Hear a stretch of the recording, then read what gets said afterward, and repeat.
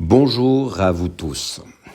C'est avec une immense satisfaction que je reviens vers vous afin de vous faire partager l'émotion que nous avons tous vécue lors du délibéré de la Cour d'appel de Paris.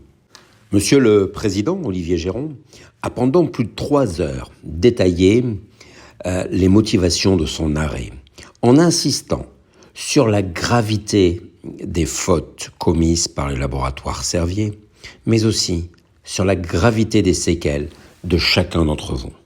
Il a rappelé avec force le caractère certain anorexigène du Mediator et qui était parfaitement connu par les laboratoires Servier dès les premières années de sa fabrication. Oui, c'est un coupe-faim déguisé en soi-disant traitement pour les pauvres diabétiques. Oui, Servier a volontairement maquillé le dossier. Oui, Servier ne pouvait pas ignorer sa toxicité. Monsieur le Président a énuméré toutes les manœuvres de Servier pour en arriver là, tant vis-à-vis de l'agence du médicament que vis-à-vis des prescripteurs et surtout au final de vous les patients. Lors des premières alertes, Servier a fait preuve d'un déni systématique. Alors, le président, à ce sujet d'ailleurs, s'est tout de même interrogé sur la docilité des scientifiques, ne jamais remettre en cause les affirmations mensongères de M. Servier. Mais aujourd'hui, c'est Servier que l'on jugeait.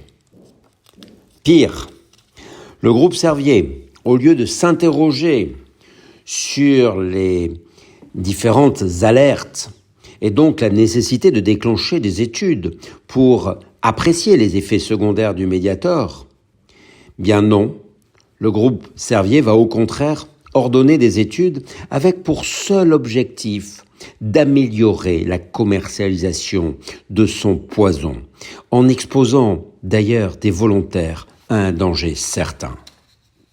Oh, monsieur le Président n'a pas mâché ses mots pour motiver sa décision.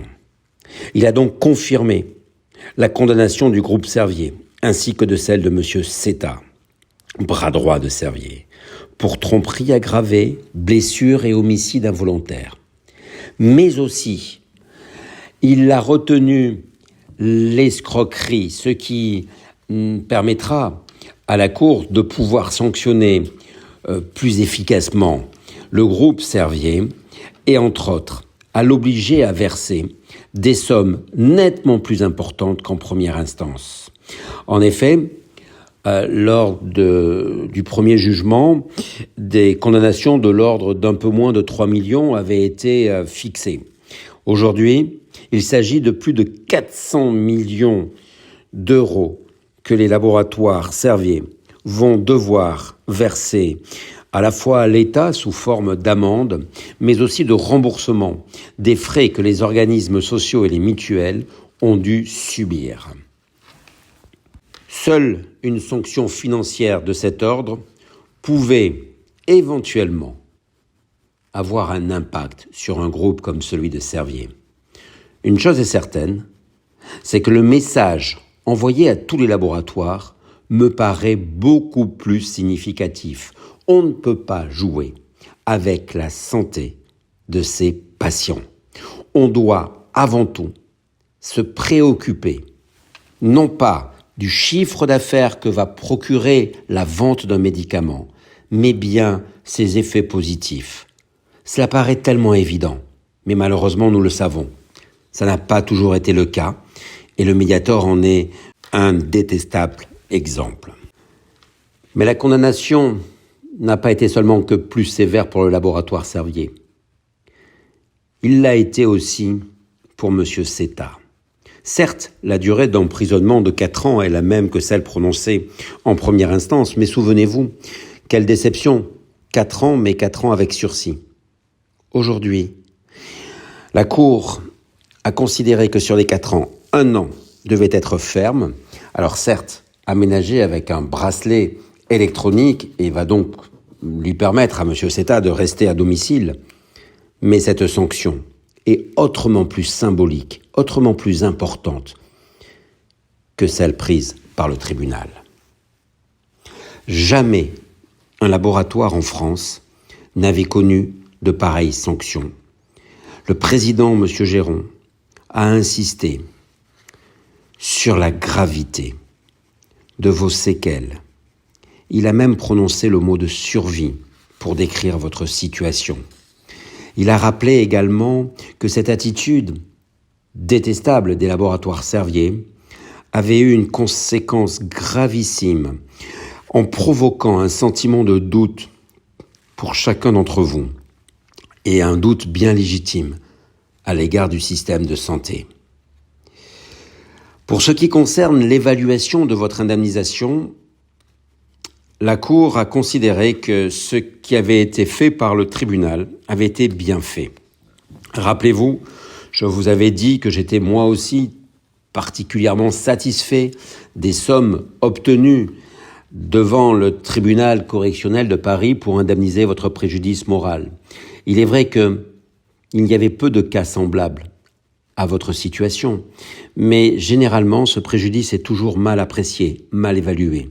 Ça n'avait pas été le cas en première instance, la Cour d'appel l'a rappelé et a donc confirmé l'intégralité des sommes qui vous ont été versées.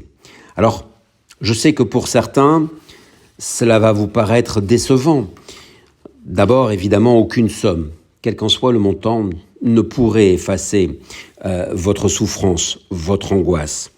Mais il y a des principes, de la jurisprudence, et nous avons toutes les raisons d'être pleinement satisfaits de ce qui a été obtenu. Le président de la Cour d'appel a également alloué des sommes afin de faire face aux frais de justice qui vont de 500 à 5000 euros en fonction des situations et des dossiers. Je vous remercie pour la plupart d'entre vous d'avoir accepté que ces sommes puissent nous permettre d'être dédommagés de l'ensemble du travail que nous avons fourni depuis le délibéré du tribunal jusqu'à cette audience du 20 décembre. Un grand merci à vous tous. Alors évidemment, il y a bien sûr une zone d'ombre, c'est ce qui a été déclaré par les conseils des laboratoires Servier aux médias. Est-ce qu'ils vont former un pourvoi ? D'abord, j'attends cette précision. Ils ont jusqu'au 26 décembre.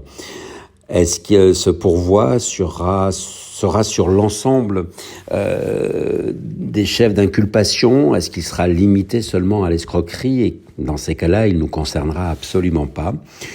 Je ne suis pas en mesure de pouvoir vous répondre aujourd'hui.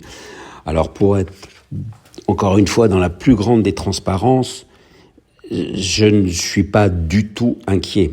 La Cour de cassation, qui est la juridiction suprême en France, n'est là que pour apprécier si le droit a été respecté. Absolument pas pour rejuger toute cette bien longue affaire. Donc je ne vois pas très bien pour quel motif elle pourrait remettre en cause, de quelque façon que ce soit, les condamnations pour tromperie, blessure et homicide involontaire qui vous ont permis d'être indemnisés. Bon, cependant, il y a en effet ce doute qui va persister. Je pense que je saurai davantage vous apporter des précisions après le 26 décembre, dans les jours qui suivront, et afin de savoir si oui ou non, on peut considérer que les sommes que je vous ai fait obtenir en première instance sont définitives et que vous pouvez en faire ce qu'il vous plaira. Voilà. En tout cas, aujourd'hui, ce dont je suis certain, c'est que nous pouvons nous féliciter de cette belle victoire qui, bien sûr, sans votre soutien permanent, n'aurait pas été possible. Je profite également de cette occasion pour remercier toutes les personnes, et vous étiez nombreux à être venus nous accompagner ce 20 décembre. Je sais ô combien, pour beaucoup, vous auriez souhaité être là et que cela n'a pas été possible. Mais un grand merci, encore une fois, de la manifestation de votre confiance à l'égard de notre cabinet que vous n'avez pas cessé de nous témoigner. J'en profite également, nous en profitons pour vous souhaiter de bonnes fêtes de fin d'année. Prenez soin de vous et encore un grand merci. À bientôt. Au revoir.